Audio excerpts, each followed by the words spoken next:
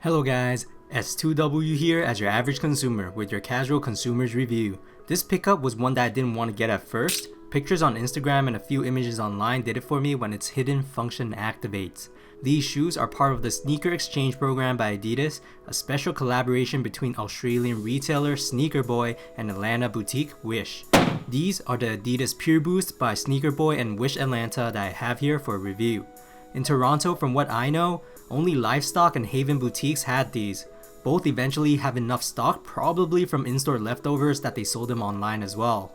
I gave up on both opportunities until NRML, a sneaker boutique in Ottawa, sold their stock online as well. I passed on them on their first release, and then the regret kicked in when people showed them off online. Surprisingly, one day later, they restocked a few more pairs online. I just had to cop them at that point. Like always, in the Sneaker Exchange program, Adidas with the chosen respective consortium boutiques must create and design two shoes. This time, it was Sneakerboy and Wish Atlanta's project to offer two exclusive models, which turned out to be the Climacool 1 trainer and the Pureboost that I have here today. Inspired by the Australian coastline and a close-by aquarium in Atlanta, both companies were inspired by the lime green luminescence from the world's most deadliest jellyfish. In other words, the shoe is not only unique in natural light, but once it turns dark, the shoe will become even more special because it glows in the dark. Now let's take a closer look at these sneakers. Right off the bat, if you take a quick glance of the shoe, it's a simple and clean all-white Pureboost without any prints on them, which from what I recall has never been seen on any models of this Pureboost yet. This Pureboost collaboration followed the redesign of the Pureboost that was just released 2 months ago from this video's upload date, and the regular versions are still available in many foot stores right now. If you look closely, the shoe itself is not completely white though. Peppered within the white knitted upper is some cream yellowish fabric as well. This is because of the fabric properties and glow-in-the-dark surfaces. If you see these cream colored spots, those are the places where it'll glow in the dark, which is pretty much sprinkled everywhere on this shoe. The lateral side of the sneaker is also different from regular Pureboosts, specifically the Adidas 3-stripe logo, as they used a translucent vamp or netting that allows you to see through the shoes instead, much like a jellyfish. It might create some nice visual aesthetic as people will see the color of your socks, and assuming you have a sock collection, you can switch up the color of your socks to create a different look in the logo every time you wear these shoes.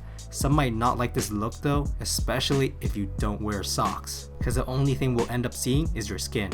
On the medial side, it's just a plain white upper and nothing much noticeably different visual wise than the regular Pureboost.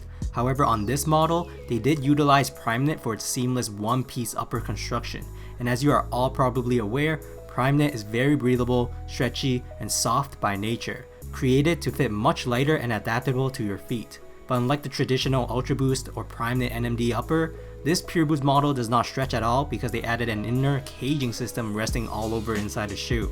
Because I think they wanted to cater this Pureboost model closer to a running shoe, to me, this inner cage added structural elements and reinforcement for your feet. The upper doesn't wrap around your feet with a sock-like feel anymore, but it will provide the same ventilation and feather-like properties from traditional PrimeKnit with a premium natural fit instead. By touch, it feels surprisingly rough in texture, yet cozy like something you'll feel on a washing towel.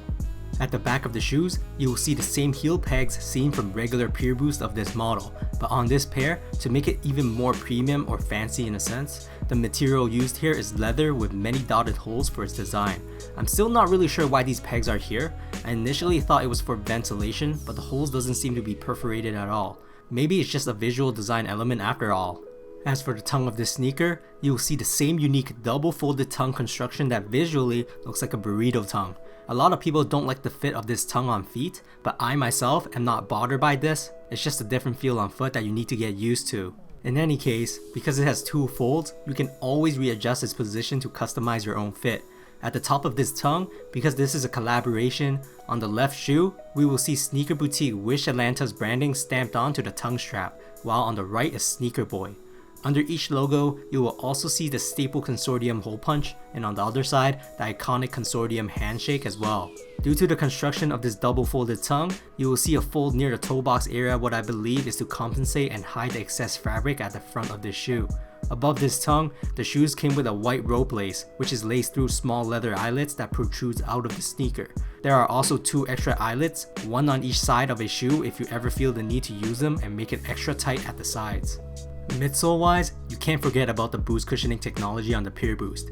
Although not the same bounciness as its predecessors, to put it simply, this Pureboost model's soft impact comfort is essentially the same as the regular version of this model. The boost material also extends out wider than the midsole, thus offering additional stability as there is a wider area covering the ground when you land. The outsole webbing on the medial side extends upwards in the midfoot region, known to provide more traction and support for runners going uphill and downhill. Nothing much is at the back of the shoes. There are no pull tabs of any kind, so if you are viewing it from the back, the only thing you'll most notably see are the 4 protruding leather pegs on the shoes. Looking on the inside, no removable insoles will be seen. Instead, you'll see a leather-like layer of fabric laying on top of the Boost midsole. By touch, it's thick enough that I can feel a bit of padding, so I'll just classify this as a non-removable insole.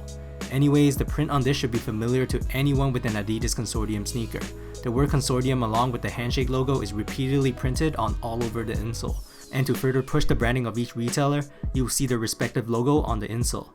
Wish Atlanta on the left, while Sneakerboy is on the right. Internally at the heel portion, there is some soft premium leather padding all around the collar of the shoes.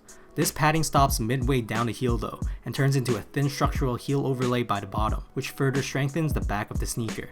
Flipping over the shoes, you have a creamish outsole with many round nubs that look almost identical to the nubs on the outsole of the Ultra Boost. This rubber outsole is flexible and will offer an energized and adaptive ride under our feet.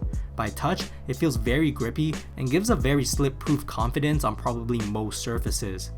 Anyways, here are some Adidas Pureboost Sneaker Exchange by Sneakerboy and Wish Atlanta fit footage. Fit wise, I feel like it's because the upper was made out of prime knit, which the material is pretty thin itself. The room inside this model fits a bit more spacious for me when compared to the regular models of this Pureboost. I have a feeling that I could go half size down and it will still work, but right now at true to size, it isn't to the point that it's unwearable, so it'll still be fine. Comfort wise, this feels really light and breathable on feet. A great summer shoe in my opinion. Boost wise, you can still feel the compressive marshmallow-like properties, but it won't be as cushionized as the Ultra Boost, similar to the Stan Smith Boost or the Nike Runner, but definitely better than the NMD.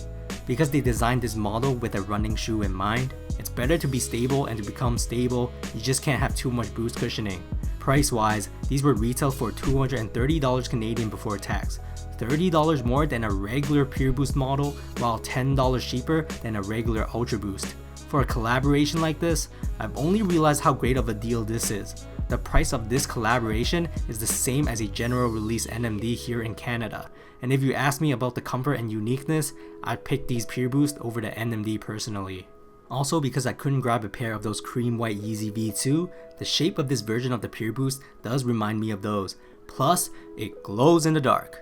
Oh, don't worry. In real life, the glow shouldn't be as bright as this video is showing because my lighting equipment was shining on the shoe for some time, but this goes to show that it can become this bright if opportunity arises. As always, throw me some likes if you like this video, and let me know in the comments what you think about this Sneaker Exchange Pureboost model. If you put the cream white Yeezy V2 and this clean white Pureboost by Sneakerboy and Wish Atlanta in front of me, and I can only choose one, I think I would have picked this glow in the dark pair, cause I can flex in the dark as well. Oh yes! That's it for today. S2W signing off.